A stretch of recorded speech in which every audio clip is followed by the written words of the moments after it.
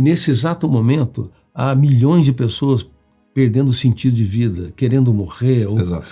Por quê? O pensamento é virtual, é estéreo, mas a credibilidade que eu dou para os pensamentos, de que eu não tenho valor, que eu não sou importante, que eu não sou alguém inteligente, capaz de impactar, essa credibilidade se torna a mesma credibilidade, entre aspas, metaforicamente dizendo, que você acredita que tem dinheiro no banco, ou você acredita que tem bens lá.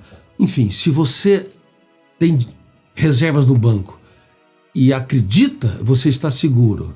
Se você não acredita, você corre para o banco. Milhares de pessoas correm para o sistema financeiro, ele quebra, é um crédito. Então é fiduciário. Sim. Também na mente humana há um sistema de credibilidade que pode levar um ser humano a ser encarcerado, aprisionado, asfixiado, ou um ser humano livre, protagonista da sua própria história.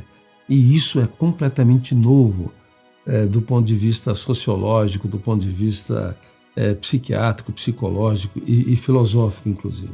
Quanto que a criação, paternidade, maternidade, pais, professores, líderes religiosos, pessoas que exercem autoridade na vida das pessoas, quanto que essa história de vida influencia nessas janelas, nessa significância?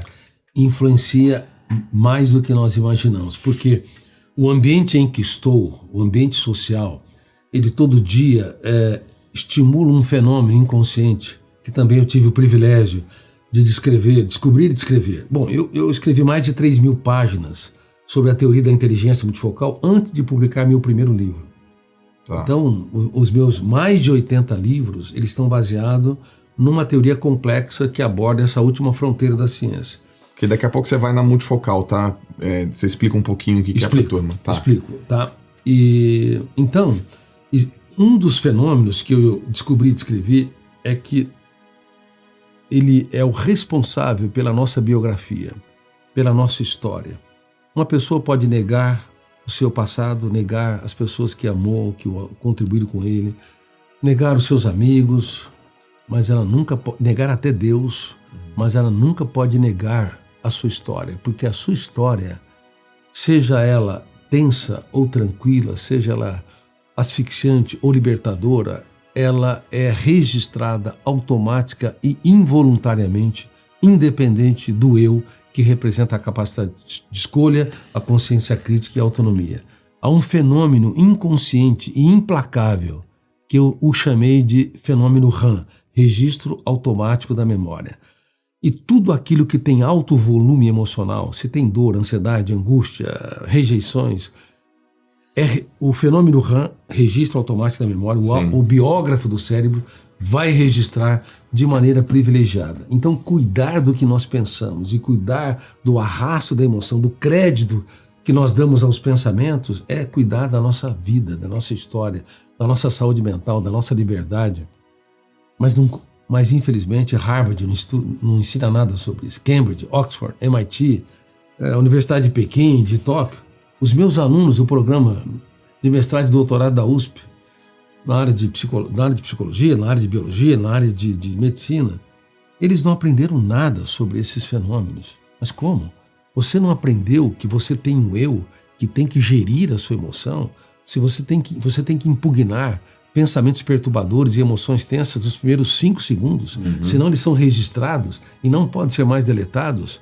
Então, como é que você vai preservar o planeta mente se o teu eu não é um bom executivo da única empresa que não pode falir, não é um bom diretor do script, da única peça que você tem que dirigi-la porque ela é a única que é sua, ou um piloto da aeronave mental, da sua aeronave, para que você possa ter planos de voos adequados? 5 segundos, doutor? 5 segundos? É a brecha? É a brecha. É a janela? Se não registra e não se deleta. Você nunca deleta teus medos, nunca deleta tuas angústias, nunca deleta teus traumas. Você só pode reeditá-los. Você enxertar novas experiências no locus das janelas traumáticas ou killers, ou então construir janelas lights paralelas ao redor do núcleo traumático. Como... Então vamos lá, eu preciso de uma ajuda aqui. Estou gravando esse podcast com você, há 2 dias eu acordei como todos os dias eu acordo cedo e eu leio antes de ir pra academia. Eu estava sentado lendo meu livro, um livro de negócios, um livro de um autor, um grande pesquisador chamado Ram Charan, um indiano, e estava lá lendo um livro de negócios. Aí parei um pouquinho, tomei uma água, dei um intervalinho, 20 minutos, 30 minutos, peguei meu telefone. Era 6:30 da manhã. Uma amiga minha. Joel, amiga assim, de infância, de natação, de 30 anos. Caramba, eu vou falar isso aqui. Joel, pensei em tirar minha vida ontem. Você imagina 6:30 da manhã você ouvir um negócio desde a tua amiga? Aí eu descobri mais uma vez. Eu vou te dar cena. Descobri mais uma vez que eu fui traída. Mais uma vez pela pessoa que eu tava. Todos os homens da minha vida me traíram. Começando com meu pai. E pensei em tirar minha vida ontem. Mas tô aqui pedindo ajuda pro meu amigo. Eu quero mudar de ambiente. Eu quero estar num lugar legal. Eu quero ficar perto de você, Joel. Porque você... O jeito que você trata a sua esposa, o lugar que você tá, as conversas que você fala, são conversas legais que eu quero estar perto. Mas você imagina a dicotomia, assim, né? E ela tem uma filha. Ela tem uma filha. Uma filha de 12 anos. Por que eu quero te dizer isso? Porque ela ainda... Eu já ouvi isso dela umas 2 vezes. Ao longo desses 30 anos que eu sou amigo dela, que ela tentou tirar a vida dela. Eu já ouvi isso umas 3, 4 vezes. Então, essa janela é traumática. Esse registro não foi embora. Esse discurso continua. Não foi apagado. Não foi apagado. Eu já ouvi ao longo de 30 anos, umas 4 vezes. Ela tem uma filha. E isso não foi motivo para ela não pensar isso. Eu tenho 3 filhos, tá, doutor? Então eu fico pensando assim, caramba, imagina, né? Eu coloco os filhos na cena, eu coloco tudo na cena. Claro. E ela realmente pensou, e o discurso foi: todos os homens da minha vida me traíram, começando pelo meu pai. Assim, com essas informações, poucas que eu te dei, mas você é o craque nisso. O que é possível já identificar que aconteceu nessa vida dessa minha amiga, que eu acredito que as pessoas que estão assistindo e ouvindo, muitas delas vão se identificar com essa história. É uma história muito interessante, mais comum do que se imagina. Número 1, o passado explica o nosso presente, mas não pode explicar o nosso futuro. Caso contrário, nós nunca seremos autores da nossa própria história. Tá. Número 2. Passado explica o nosso presente, mas não pode explicar o que eu vou construir daqui para frente. Explica a minha dor, a minha angústia, pessoas me traíram, me asfixiaram, não me valorizaram na estatura que eu mereço, explica meu presente. Mas jamais pode explicar o meu futuro. Consequência disto, vitimismo. Uma pessoa que é vitimista, ainda que tenha motivos para sentir apequenada, ferida, machucada, excluída, ela retira o seu eu, que representa a capacidade de escolha, de ser protagonista do teatro da sua mente.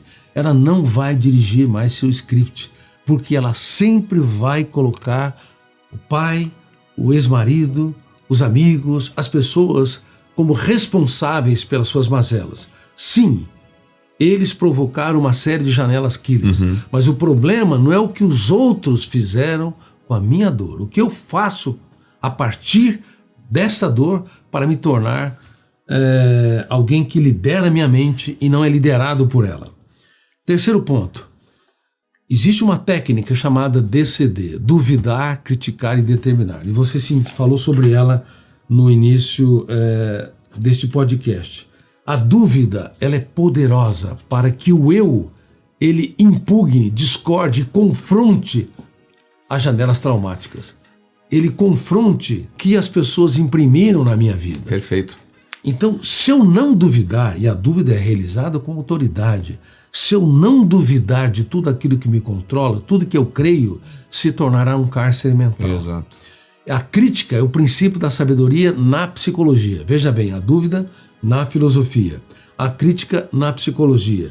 Eu tenho de criticar os pensamentos tóxicos todos os dias, mas não criticar como uma pessoa vitimista, mas como protagonista, como autor da própria história, com autoridade, discordando seriamente da minha posição de me curvar à dor e me tornar escravo dela. E a outra parte da técnica que é o terceiro elemento: duvidar, criticar e determinar ou decidir.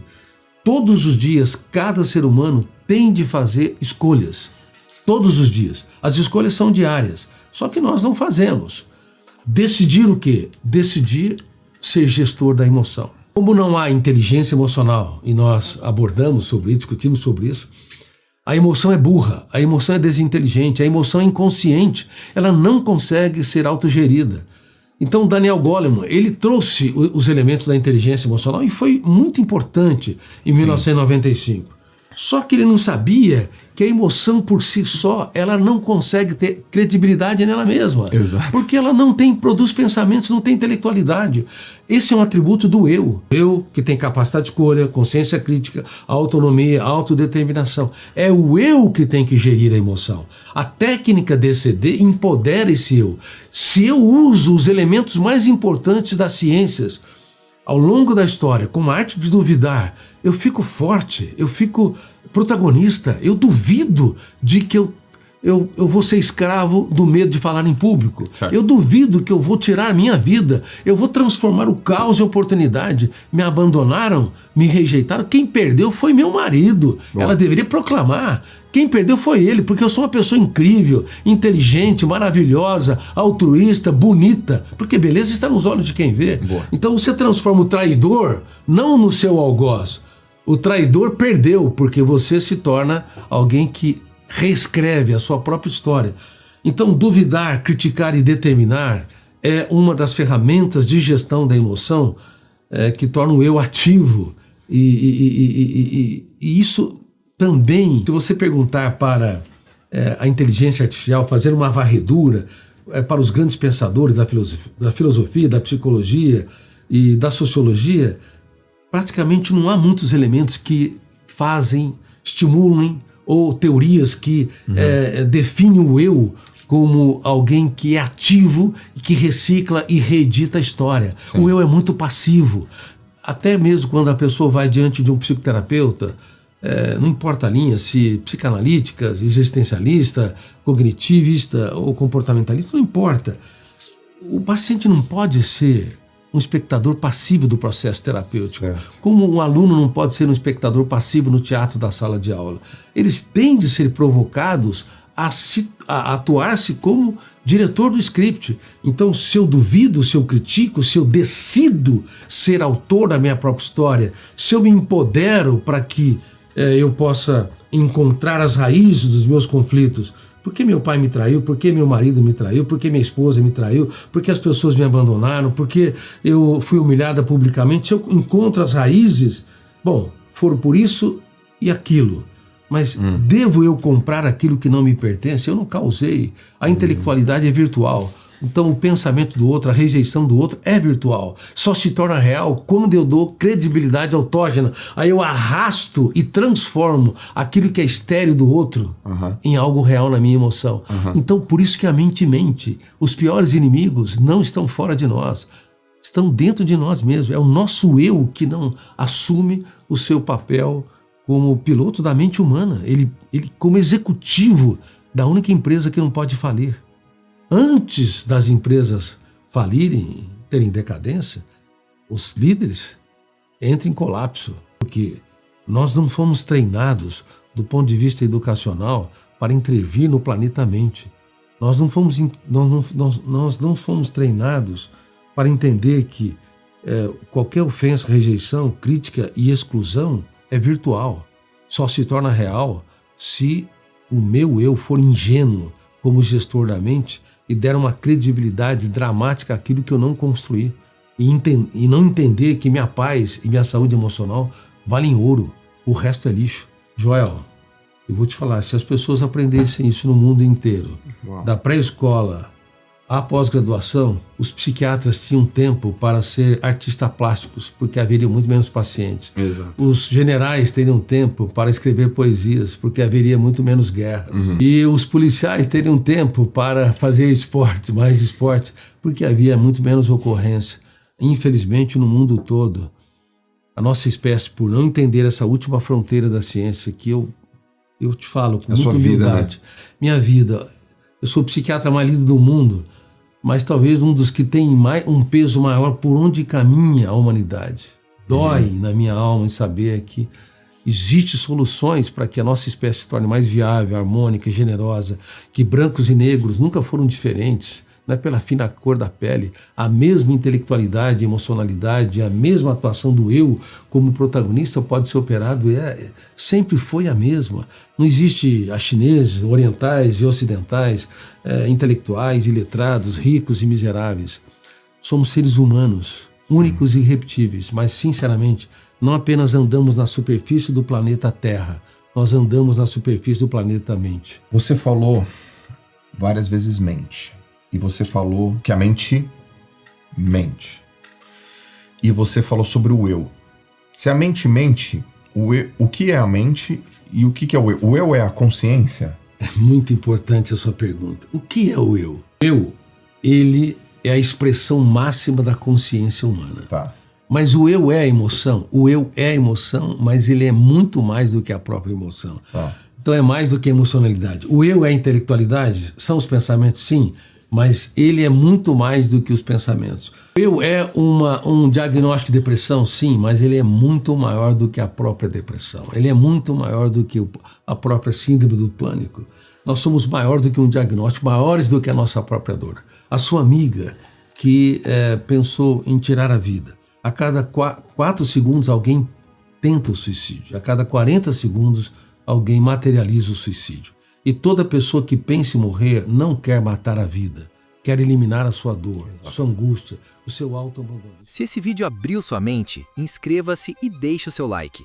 E continue sua jornada agora, clicando no próximo vídeo que aparece na tela.